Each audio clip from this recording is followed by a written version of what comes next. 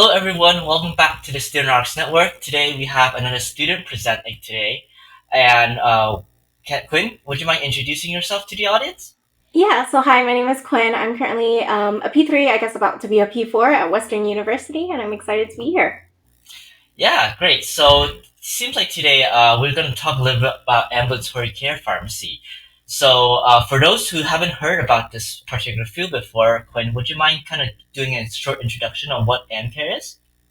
Yeah, so the way I describe ambulatory care, especially to those who are not in the healthcare field, is that you're basically seeing a pharmacist, almost like a primary care provider, and they are going to help you manage a single condition or a single disease state, just like a primary care doctor would, but you're just seeing a pharmacist.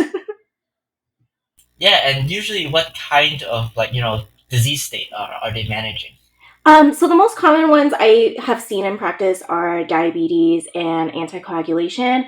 There are various other departments as well, such as heart failure. You know, you have pharmacists managing asthma, a service called medication therapy management, if you haven't heard of that. I know within the Kaiser system, they'll kind of mesh all of the metabolic states together. So they'll do blood pressure, diabetes, and cholesterol all in one clinic. Great. So, moving back to the point, right, in regards to you choosing this topic, why do you want to become an ambulatory care pharmacist, or why are you aiming to pursue in this field? Yeah, so I always say it's a little bit of a funny story just because I woke up one day and my original plan was I was going to do academia. And then I woke up one day and I was like, maybe I'll do ambulatory care instead. I don't know why. Somewhere in between the summer of P1 and P2 year, I changed my mind. I think I've heard of the topic or the concept of ambulatory care before. I knew it was, there was a patient provider relationship that I really admired about it. So I think somehow I thought about it more and decided to go that route. Once I had started learning about ambulatory care in my didactics, as well as getting to experience it at my job, that relationship was really emphasized and something that I would love to continue. And so that's why I'm pursuing this career path. Yeah, that sounds great. I think a lot of us went into pharmacy school, want to build that patient provider relationship at the very first place. And, on my behalf, I would say that I feel like ambulatory care pharmacists definitely have that aspect, maybe compared to other field, and maybe not have as much of a dispensing role like the community pharmacist, but still can be able to build that relation on a more clinical basis. So, to that point, what is the kind of scope of practice for pharmacists in an ambulatory care setting, or what is the workflow on an average day? So it definitely depends on which site you're going to. I'm currently working in a warfarin or an anticoagulation clinic, and I also have had my ambulatory care API experience already. Um, those two were at two completely different sites. It's definitely based on what we call a collaborative practice agreement, which is a formal agreement between the provider and the pharmacist, and it kind of dictates what we as pharmacists are able to do under the provider supervision. It's not necessarily it, the care that we do with this agreement definitely elevates the patient care, but a lot of what we do is dictated upon that agreement. So at my job, it's much more, the scope of practice is much wider versus where I was at with my rotation site, where the scope was a little bit more limited. So I did diabetes management for my API rotation. And even though we were managing a patient's diabetic medications, we couldn't really necessarily address any of like the preventative measures. So, if a patient needed to be on a statin medication, for example, we couldn't do anything about that. We could only just message the provider to see if we can get that on board. Whereas at my job, that's something that's a little bit more easier to do. We can initiate that there.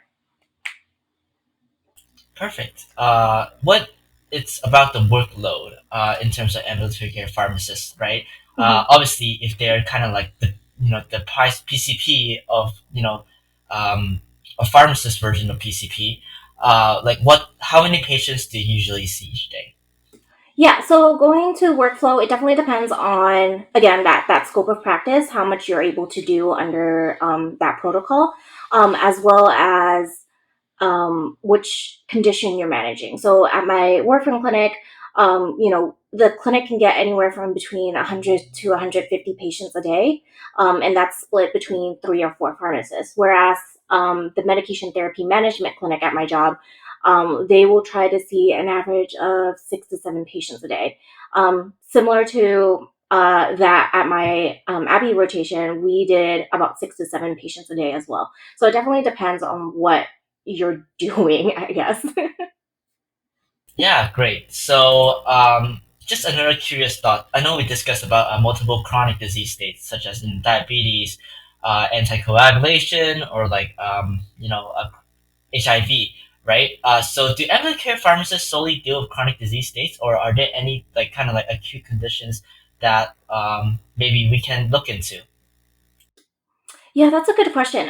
So I mostly most of the clinics I've seen so far do deal with chronic conditions because you are seeing these patients for a long period of time until they are controlled, in which case they will graduate from the clinic. In terms of acute conditions, when we think of acute conditions, it's more, they're sudden conditions, typically kind of um, in severity, they're pretty bad and require a higher level of care, such as a hospital. Um, and so it's not really typically seen. What I would say though, not necessarily acute conditions per se, but there are clinics such as transitions of care, medication therapy management, where you would only follow up with the patient for transitions of care, for example, you would probably only fill the patient up once, and that's right after such a hospital discharges or multiple hospital discharges, or they're seeing multiple providers and they just need some sort of streamline to optimize their medication regimen. With medication therapy management, you're pretty much only talking to them once a year for their comprehensive medication review, and then if necessary, you can do like targeted interventions throughout the year. It's not really as common as the comprehensive medication review, but there are clinics where they only see patients maybe once a year, once in a while, if at all. Yeah, that sounds good. I know you talk about a lot of these terms. Would you mind maybe going over like some like definitions, such as like transition of care, or what we call MTM, medication therapy management, as well as CMR, like comprehensive medication review, Yeah, just to give some background for the audience. no worries. With let's start off with transitions of care. So transitions of care usually happens when a patient is getting discharged from the hospital and they want to make sure whatever medications they were on in the hospital, which ones should be continued, which ones should not be continued anymore, and then also with the medications that they came in with into the hospital. So any medications that they were taking prior to being hospitalized, should they still be on those medications or should they stop those medications? The pharmacist, from what I've seen at least with transitions of care, they'll go over that list and kind of clean that up, optimize the regimen until the patient can get seen by a primary care doctor or a specialist. And that's just what I've seen so far, and there's probably more to it that I don't know of. With medication therapy management, what I've told patients is that um, it's a service that's provided through your insurance, and basically we will go over your medication list and ensure everything's up to date. So any especially with like over the counter medications, sometimes they don't make it onto a medication list, and so we want to make sure that we have everything on file for them so that in the future, if the providers were to prescribe something new, we can make sure there's no potential interactions that are coming their way or potential harm coming their way. And then also it's a chance for them to ask any questions regarding the medications, and it's a chance for us to see, oh, is there something on their medication regimen that's not ideal? Is it not meeting their goals of treatment, and how can we adjust it? And that's what the comprehensive medication review is that we're going over their list for this service, medication therapy management. Perfect. Thank you for explaining. So, last but not least, what kind of advice would you give to students who are looking to pursue a career in ambulatory care, or how can students expand their knowledge on this particular field? Yeah, so I would say that if you are interested in pursuing ambulatory care, but you don't quite know a lot about it yet, definitely attend um, networking events. You know, reach out to your professors, ask them what ambulatory care is. Um, that's a good way to find out about the field itself and what you can do. If you know for a fact that you want to pursue ambulatory care and you're just looking for more experience, I will say that finding a position as an intern is a what uncommon, not a rarity, but it is uncommon. And so if you can find a job, great. If you can't, if the option's not available for you, I would recommend reaching out to your IPI and API sites. Sometimes they will offer, they have an ambulatory care department. And you just need to ask, can you shadow for a couple of weeks? So right now I'm currently in my community rotation at 986 Pharmacy, and they do ambulatory care outreach with 986 Hope. So I've asked them if I can channel, and they have agreed. So I will be starting next week with that. I'm really excited. I also have an academia rotation coming up, and I've talked to my professor about that too. And I'm able to do ambulatory care shadowing, even though it's an academia rotation. So there's options through your professors as well.